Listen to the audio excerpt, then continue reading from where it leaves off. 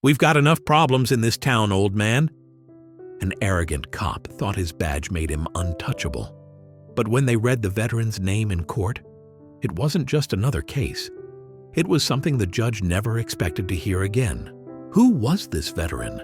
And what secret did he carry that could shatter a courtroom? Welcome to Legendary Stories. If you're enjoying these stories, make sure you're subscribed. James Rourke had grease on his hands the day Harold died. The same hands that once gripped an M16 in the jungle of Vietnam now clutched a cracked wrench. They met during a supply run in 1968. James had been the quiet one. Harold, loud and grinning, told jokes no one laughed at. Then the ambush happened. James dragged Harold out with a bullet in his shoulder and dirt in his mouth. It was the kind of moment that bonded men for life. There weren't just two of them. Not in that jungle. There were three: Harold, James, and the third, a man who disappeared after the war. No one saw him again, not in town, not in photos, not even at the reunions. It was like he'd vanished into a shadow. Where did he go? And why hadn't he come back? After the war, they returned home and never really separated. They opened a mechanic shop together in their small town, R&H Auto.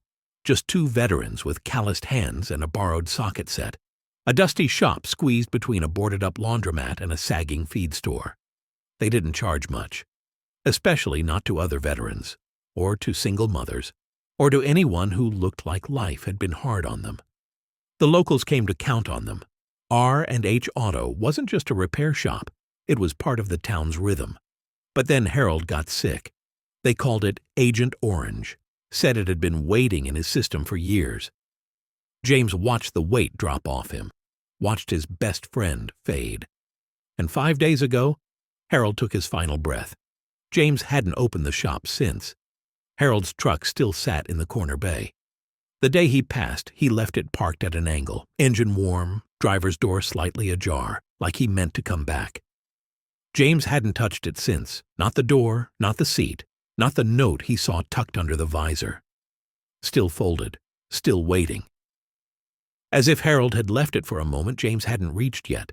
But what was written in the note? The garage stayed silent. Bay doors down. Unfinished cars sat out front, collecting dust. Inside, an unopened rent envelope sat on the stool next to Harold's old workbench. The rent was past due.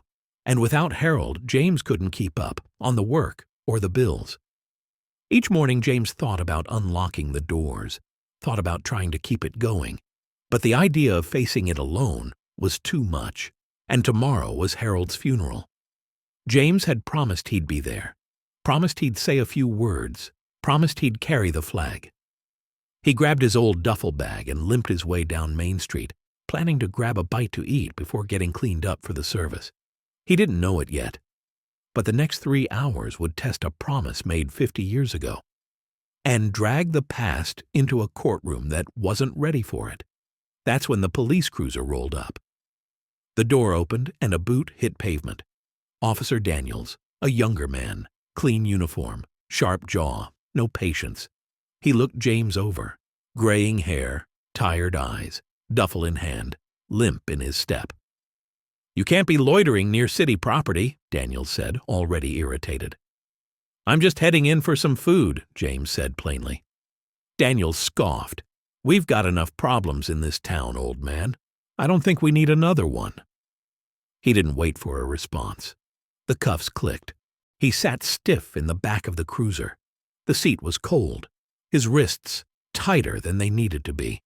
He kept glancing at the clock on the dash. 9:41 a.m. The funeral was at 3. Still time. But not if he became another name on a docket. By the time the cruiser rolled behind the courthouse, James's jaw had set like concrete. His shoulders locked up, not from age this time, but pressure. Every second bled out like oil on a hot driveway. They walked him in. No words, no glance, just the sound of boots on tile and the rattle of metal cuffs. He sat on the bench outside the courtroom, coat still smelling of grease, hands marked with the same oil he and Harold once scrubbed off in the sink behind the shop. He didn't watch the clock. He felt it. every tick another mile further from Harold. Then came the voice. The clerk read, "Next case." Rourke, James. The name hit the room like dropped steel. Judge Whitmore looked up and froze. A flicker of something passed across his face. Recognition? No, not yet. Just the echo of a name he hadn't heard in decades. A pause. Then, James Rourke? His voice, cautious now, searching. Another beat, softer this time. James Rourke? From Vietnam? The judge's voice cracked. Not from surprise, from memory, from grief, from the sound of a name that once meant life or death. The courtroom stilled. Even Officer Daniels shifted. Whitmore's hand moved, not by decision, but by instinct. Drawn to the drawer, he opened it, pulled out the worn photo. Edges curled, creased through the middle. 3 young men in uniform, arms slung around each other, dust on their boots, youth in their faces. James, Judge Whitmore, and the third, caught mid-laugh as always. Harold, gone now, but in this photo, still full of fight. He stared at the photo like it held breath. Then he looked back at James. "What happened to Harold?" James didn't wait for questions. His voice came low, steady. "Harold passed 5 days ago." A pause. "His funeral's at 3. The words hit like sandpaper, soft but scraping something raw. Whitmore closed his eyes for a second. Just one. When he opened them, something had shifted. He stood, stepped away from the bench. "Remove the cuffs," he said quietly. Daniels hesitated. "Your Honor, the charges—" "I said take them off." The courtroom didn't move. Not at first. Then came the sound. Metal unlocking, steel giving way. James didn't flinch as the cuffs came free. He just rolled his wrists once. Red lines, old skin. Whitmore looked at him, eyes glinting. "If you hadn't been there," he said, voice barely above a whisper, "I'd still be lying in that jungle." He turned to the room. "This man was arrested walking to his best friend's funeral," Whitmore said, voice steady now. "That's what you called loitering." Then to Officer Daniels, "You're dismissed. Effective immediately. You'll surrender your badge pending formal investigation." Daniels opened his mouth, but the judge's look stopped him cold. Then Whitmore turned back to James. "You have somewhere to be," he said. James nodded again. Whitmore took one step closer. "Go." No ceremony, no explanation. Just that one word. Go. James turned and walked out. Harold's funeral still ahead of him. But the past, now finally behind. At 2:58, he reached the church. Pews full, heads bowed, flag folded and waiting. When the minister gave a nod, James rose. He limped to the podium, paper in hand, but didn't open it. This was Harold's eulogy. And James didn't need notes to remember his best friend. He spoke simply, the way Harold would have liked. His voice caught once, but he pushed through. They carried Harold out to the sound of taps and rifle fire. And when the last note faded, James stood by the casket, hand on the flag. "Got you here, buddy," he whispered, just like before. James thought the story ended at the casket, but the town wasn't done telling theirs. The next morning, he unlocked the doors to R&H Auto. Dust still in the air, tools untouched. He didn't expect anything, but on the front desk sat an envelope. Inside, a receipt. 3 months' rent, paid in full, no name, just a sticky note. "For everything you gave us. R&H customers." James didn't smile, but he didn't cry either. He just set the note down. Then came footsteps. 3 men at the garage entrance, veterans, all of them. One had a limp worse than James's. Another carried a toolbox. "We figured you could use a hand." No speech, no salute, just service. They got to work.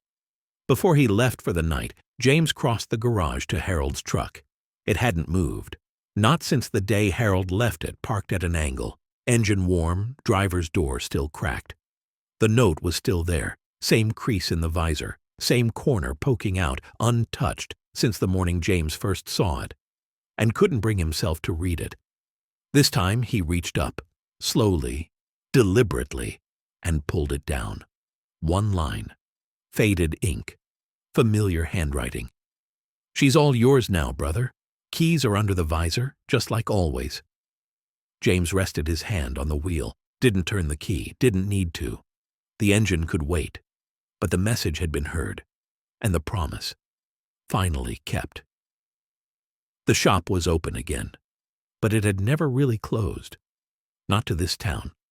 Not to the people who still believed in quiet men with calloused hands and stubborn hearts.